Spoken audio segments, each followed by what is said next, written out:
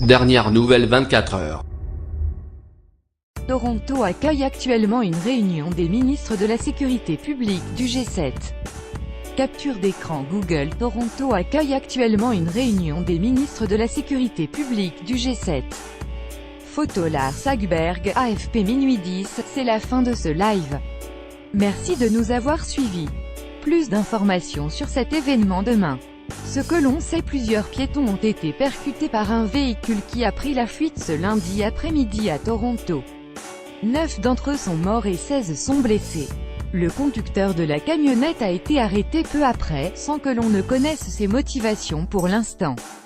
La police a indiqué qu'elle poursuivant l'enquête. Cet accident intervient alors que Toronto accueille une réunion des ministres de la sécurité publique du G7, après avoir été l'hôte ce week-end de la rencontre des ministres des Affaires étrangères des 7 pays les plus industrialisés, et États-Unis, Japon, Allemagne, France, Royaume-Uni, Italie et Canada. Infographie Visactu 22h46, le chef de la police Peter Yuen annonce 9 morts et 16 blessés dans sa conférence de presse. L'enquête est toujours en cours. On ne connaît pas les motivations du conducteur. L'un des hôpitaux de la ville a communiqué sur les victimes qu'il a accueillies. Update: We have received a total of 10 victims from the incident today at Yonge. Un infair condition, https://t.co/4dg1pk5enf Sunnybrook Hospital, Sunnybrook, 23 avril 2018 22h39. Dans une conférence de presse, le maire de Toronto s'est exprimé pour communiquer son soutien aux victimes et à leurs proches. Nous demandons aussi aux gens qui vivent ou travaillent dans cette zone de ne pas rester, ainsi qu'aux entreprises alentour de fermer et libérer leurs employés pour aider la police à poursuivre ses investigations, a-t-il également déclaré. 22h15, sur des images reprises par les médias locaux, un homme de bonne corpulence, debout sur le côté de la camionnette, fait face à un policier armé.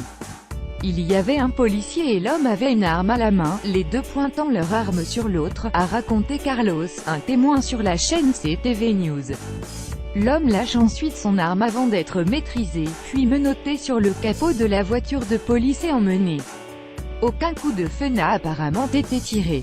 After multiple pedestrian plowed down on Toronto sidewalk, drive out holding what appears to be a gun. Police arrest him. No shot fired. pic.twitter.com/xwells1d8, Michel Boyer, @BoyerMichel, 23 avril 2018 22h, la police annonce sur Twitter une conférence de presse à venir à 16h30 heure locale, soit 22h30 heure française. Earleg Secondary School, located at 100 Princess Avenue North, Deputy Chief Peter Yuen and Mayor John Tory will update the media on the incident involving multiple pedestrians at Yonge.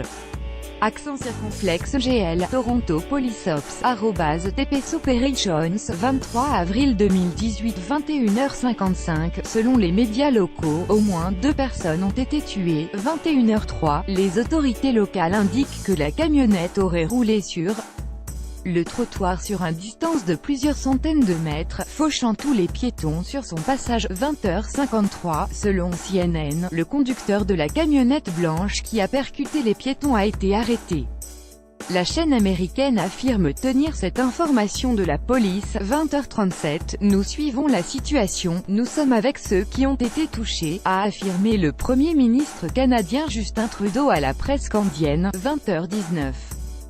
Dans un nouveau tweet, la police de Toronto revient finalement sur sa première annonce et indique qu'il n'y aurait pas eu de tir, après de nouvelles investigations. Update: Upon further investigation this seems to be no shooting. We are clearing accent circonflexe GL, Toronto Police Ops, @TPS Operations, 23 avril 2018 20h01, alors que le conducteur de la camionnette reste en fuite, la police annonce sur Twitter que des tirs auraient eu lieu dans la zone shooting Dundas and Chestnut area. Report of a man with a lower body injury.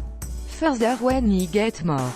Le journal local The Star rapporte que selon la police locale, 8 à 10 personnes auraient été touchées.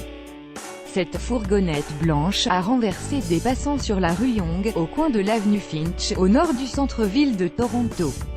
Ces faits rappellent les modes opératoires d'attaque à la voiture bélier dans plusieurs grandes villes, comme à New York, Barcelone, Londres, Nice, Paris, Berlin ou Stockholm, où des éléments radicaux à bord de véhicules ont fauché mortellement des piétons. AFP. Vous avez aimé cet article? Partagez-le, envoyez à un ami, imprimé tag France, Monde Actualité, dernière minute actu à la une, fait divers.